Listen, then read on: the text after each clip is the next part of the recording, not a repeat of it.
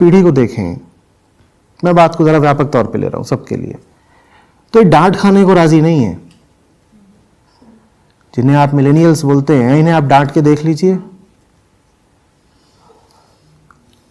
अब क्या ये सिर्फ संयोग है कि मेंटल डिजीज का प्रेवेलेंस भी सबसे ज्यादा मिलेनियल्स में ही है? ये सिर्फ संयोग मात्र है क्या? जब आप अपने शुभचिंतकों से डांट खाने को राजी नहीं होते तो फिर जिंदगी आपको लात मारती है। या तो उनसे डांट खाना बर्दाश्त कर लो जो तुम्हारे भले के लिए तुमको चार बातें बता रहे हैं, या फिर सीधे सीधे जिंदगी जब हथौड़ा मारेगी, तोड़ेगी, तब झेल लेना।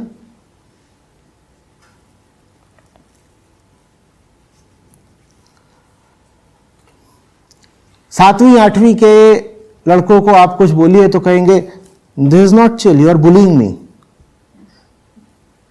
वो सातवीं का लड़का है, उसको एक बात बताई जा रही है और क्या बोल रहा है? यू आर बुलिंग मी।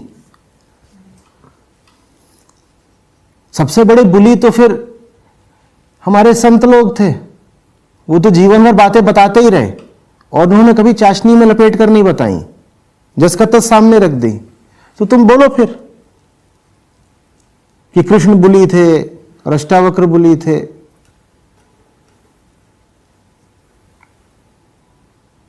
मैं बोलेंगे भी कैसे? इनका उनसे कुछ संबंध ही नहीं, कभी पढ़ा ही नहीं और पढ़ेंगे भी इसीलिए नहीं। आज जो पूरी हमारी संस्कृति खड़ी हुई है, आज का कल्चर, उसके तीन स्तंभ हैं, मैं कहा करता हूं।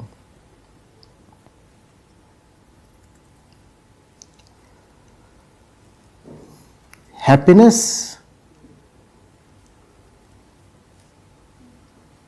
Consumption, motivation.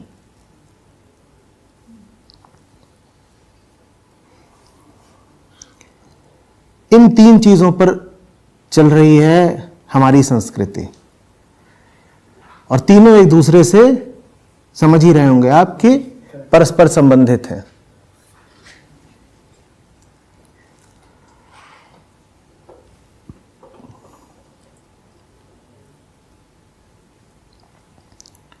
और तीनों का कुल नतीजा वही सामने है कि हम भयानक रूप से बीमार होते जा रहे हैं।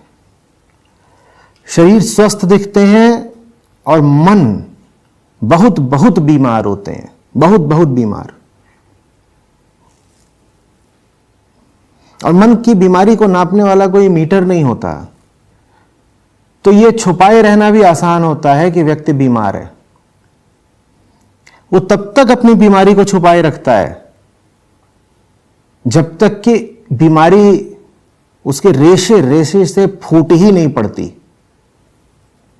अच्छा, और उसमें मजेदार बात है, अगर 10 जने बीमार हों तो उसमें जो बीमार है वो भी क्या हो जाएगा?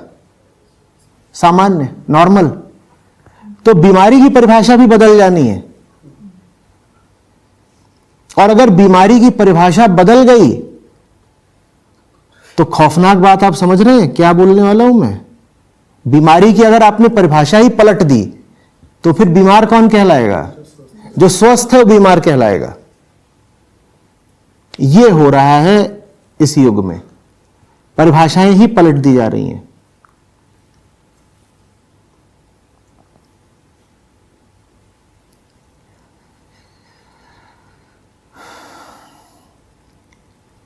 जिंदगी आपको लगातार सिखाने के लिए तैयार है ही। जो छोटे छोटे संकेत वो कदम कदम पर देती है, रोजाना देती है, उनकी अवहेलना मत किया करिए।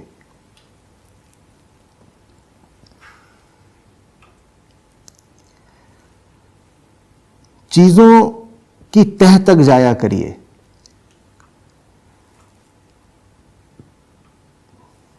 आप अपनी नौकरी से परेशान हैं, ये बात यूं ही नहीं है, क्योंकि नौकरी में जाने का आपका निर्णय है और उस नौकरी में बने रहने का आपका निर्णय है। आपके जीवन के बाकी सारे निर्णयों से संबंधित है बाबा। ऐसा थोड़ी है कि आप नौकरी का निर्णय करते समय भूल कर बैठे और बाकी सारे निर्णय जो आप कर रहे थे वो आपने बड़ी समझदारी में किए। व्यक्ति तो एक ही है ना। तो आप अपने दफ्तर में बैठे हुए हो, दोपहर का 3 बजा है और आपका सरदर्द हो रहा है, एसी चल रहा है फिर भी पसीना सा आ रहा है और आप ऐसे बैठे हुए हो। ये वक्त है कि आप कहो कि मुझे अब झटका लगना चाहिए। बात यह नहीं है कि आज सुबह सुबह कलीग से या बॉस से तकरार हो गई। बात यह नहीं है कि क्लाइंट को जो चीज मुझे बोलनी चाहिए थी उसकी जगह मैं कुछ और बोल आया। बात गहरी है। आज की घटना कोई संयोग भर नहीं है। आज की घटना लक्षण भर है किसी बहुत गहरी बात का, बीमारी का। मुझे वो बात समझनी पड़ेगी, लेकिन हम समझना नहीं चाहते, क्योंकि अगर समझने जाएंगे तो कीमत चुकानी पड़ेगी। देखिए, एक बार आप स्वीकार कर लें कि आपने कोई निर्णय गलत करा है, उसके बाद ईमानदारी का तकाजा ये होता है ना कि सुधार लाएं। स्वीकार के बाद सुधार भी तो चाहिए होता है, और सुधार में लगती है मेहनत। वो मेहनत हम करना नहीं चाहते। तो इससे अच्छा ये है कि स्वीकारो ही मत कि कुछ गलत है। समझ रहे हो ना, हम झटका खाने से इनकार क्यों करते हैं, या हम अपने आप को क्यों इस तरीके से एक्लेमेटाइज और कंडीशन कर लेते हैं कि हमें झटके लगे ही नहीं। वो हम इसीलिए करते हैं क्योंकि हम सुधरने की कीमत नहीं अदा करना चाहते। ये नहीं होना चाहिए। इसमें भी और गहरे जाना चाहेंगे। हम सुधरने की कीमत इसलिए नहीं अदा करना चाहते क्योंकि हमको स्वीकार है बस किसी भी तरह जिए जाना, बजाय कि कीमत अदा करके एक ऊंचा जीवन जीना। भले ही उस ऊंचा जीवन जीने में शारीरिक तौर पर कष्ट होता हो और शारीरिक आयु भी कम हो जाती हो। समझो इस बात को। आपके पास ऊर्जा है, ऊर्जा संसाधन है। आपके पास बुद्धि है, बल है ना, सोच है, तमाम तरीके के आपके पास संसाधन है। मैं क्या करता हूं, समय सबसे बड़ा संसाधन है, धन संसाधन है, जो आपने मेहनत करी है वो सब आपका संसाधन है। उसका इस्तेमाल 2 तरीकों से हो सकता है, बल्कि 2 आयामों में हो सकता है।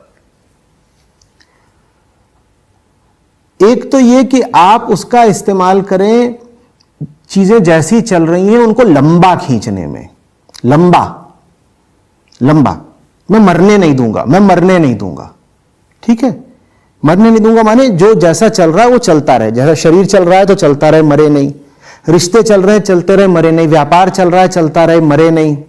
मेरी विचारधारा है कुछ, वो कायम रहे, उस पर कोई चोट ना पहुंचे, वो मरे नहीं। मेरी धारणाएं हैं, मेरी मान्यताएं हैं, वो चलती रहे, मरे नहीं। ठीक है, शारीरिक तल पर, मानसिक तल पर जो कुछ भी है वो यथास्थिति, स्टेटस को बना रहे। एक तो ये तरीका है अपनी ऊर्जा को लगाने का कि चलता रहे, चलता रहे, चलता रहे, चलता रहे, रेलगाड़ी चलती रहे। और दूसरी जो दिशा होती है, दूसरा जो आयाम होता है जिसमें लगाई जाती है ऊर्जा, वो ये है कि मैं बेहतर बनूं। मामला लंबा खींचे ना खींचे, मामला बेहतर होना चाहिए। अब जाहिर सी बात है कि जब आप इस दूसरे आयाम में अपनी ऊर्जा लगाओगे तो पहले वाले के लिए ऊर्जा कम हो जाएगी। नहीं समझे?